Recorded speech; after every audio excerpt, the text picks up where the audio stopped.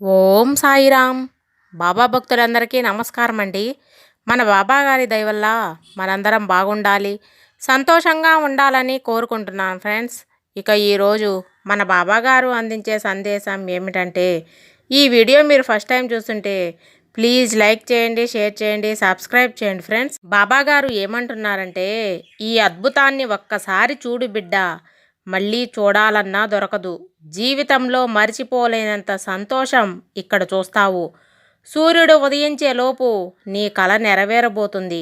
నిజంగానే బాబాగారు చెప్పే మాటలు 100% జరిగి తీరుతాయండి. ఈ క్షణం ఇలా అన్నారు అంటే అది నిజంగానే అద్భుతం అని చెప్పాలి.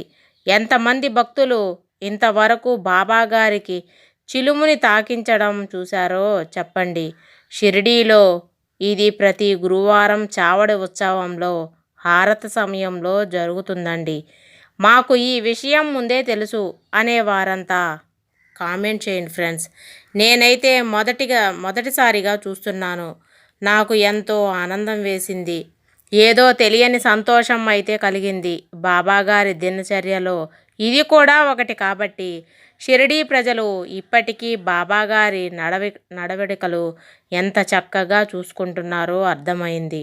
ఇంతటికి అదృష్టం మళ్ళీ దొరుకుతుందా చెప్పండి ఫ్రెండ్స్. జీవితంలో ఎప్పటికీ మరచిపోలేని తీపి జ్ఞాపకాలు సాయి నడవడికలు. ఈ హారతిని చూస్తూ ఒక చక్కటి అందమైన కథని విందాం. ఇది స్వయానా బాబాగారే ఒక భక్తుడికి పక్కన కూర్చోబెట్టుకొని మరి చెప్పిన కదండి. మనం కూడా విందాం. ఒక సాయి భక్తుడు సాయి దగ్గరికి వచ్చి, బాబా, నా మనసు నిండా బాధ నిండిపోయింది. ఈ బాధని పోగొట్టుకోవడానికి పరిష్కారం చెప్పు అని భక్తుడు బాబాగారు దగ్గర అడుగుతున్నారు. అప్పుడు బాబాగారు ఇలా చెప్తున్నారు, మనసు అనేది ఊసరవెల్లి లాంటిది. అది ఎక్కడ ఉంటే ఆ రంగులోకి మారినట్టు. నువ్వు ఏ విధంగా ఆలోచిస్తే అదే విధమైనటువంటి ప్రతిఫలితాన్ని అందిస్తుంది. నీ మనసు నీ మాటలతో, నీ చేతలతో కానీ ఎంతగా బాధ పెడుతున్నావో అంతగా తిరిగి నిన్ను అదే బాధ పెడుతుంది. జీవితంలో మనం చేసే ప్రతి ప్రయత్నం మన మనశ్శాంతిని కోల్పోవడానికి చేస్తూ ఉంటే అదే జరుగుతుంది.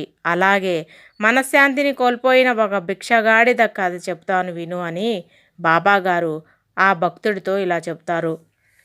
పూర్వం ఒక దేశంలో రాజు ఉండేవాడు. ఒకనాడు మంత్రి రాజుతో, మహారాజా, మీ పాలనలో ప్రతి ఒక్కరూ ఎంతో ఆనందంగా ప్రశాంతంగా జీవిస్తున్నారు. మీదే గొప్ప పరిపాలన మహాప్రభు అని అంటారు. ఎవరికి ఎటువంటి బాధలు లేవు మీ రాజ్య పాలనలో అని అన్నారు. మహారాజు చాలా తెలివిగలవారు. ప్రతి విషయాన్ని పరీక్షించి తెలుసుకోవాలన్న నైజం కలవాడు. అందుకు రాజు, నాకు రాజ్య పర్యటన చేయాలని ఉంది మంత్రి అని అడుగుతాడు. ఈ రాత్రికి బయలుదేరుతాను. నా పాలనలో ఎంతమంది ఎంత సంతోషంగా ఉన్నారో నేను చూడాలనుకుంటున్నాను అన్నారు మంత్రితో. చీకటి పడగానే వాళ్ళిద్దరూ మారువేషంలో రాజ్యంలోకి వెళ్తారు. వారు ఒక ఊరిలో సంతోషంగా చెట్టు కింద ప్రశాంతంగా నిద్రపోతున్న బిచ్చగాడిని చూశారు. కొద్ది రోజులు అతన్ని గమనించసాగారు. అతను రోజంతా ఊళ్ళో అడుక్కొని సాయంత్రం వేళ అదే చెట్టు కింద ప్రశాంతంగా పడుకునేవారు. ప్రతిరోజు ఆ భిక్షగాడి దినచర్య ఇలా జరిగేది. అతన్ని చూసి అతన్ని పరీక్షించి 90 బంగారు నాణ్యాలను అతని తలగడ కింద పెట్టి వెళ్ళారు. ఉదయాన్నే అతను నిద్రలేచాక 90 బంగారు నాణ్యాలను చూసి మొదట ఆశ్చర్యానికి గురి అయ్యాడు. తర్వాత చుట్టూ చూసి ఆ ఆనందాన్ని అవధులు లేవు. వాటిని చేతిలోకి తీసుకొని లెక్క పెట్టసాగారు. మళ్ళీ లెక్క పెట్టాడు. మళ్ళీ 90 వచ్చాయి. అప్పుడు అతను ఒక నిర్ణయానికి వచ్చి, ఈ బంగారు నాణ్యాలు ఎలా పడితే అలా ఖర్చు పెట్టకూడదు అని ఆ 90 నాణ్యాలను 1000 చేయాలన్న పట్టుదలతో నిర్ణయం తీసుకున్నారు. అందుకు అతను బాగా కష్టపడ్డాడు. పరిస్థితులు తనకి బాగా అనుకూలించాయి. త్వరలోనే అతను 1000 బంగారు నాణ్యాలు సమకూర్చుకోగలిగాడు. అతని ఆశ అంతటితో ఆగిపోలేదు. అతను మరలా ఆ 1000 నాణ్యాలతో ఎలాగైనా సరే 1,00,000 నాణ్యాలు చేయాలన్నాడు. ఇంకా బాగా కష్టపడ్డాడు. ఆ ధనంతో లాభసాటి వ్యాపారం చేశారు. రేయింబవళ్ళు కష్టపడి 1,00,000 నాణ్యాలను సంపాదించి లక్షాధికారి అయ్యాడు. అతనికి ధనంతో పాటు ఆశ కూడా పెరిగింది. ఆ సంపాదన అతన్ని తృప్తి ఇవ్వలేదు.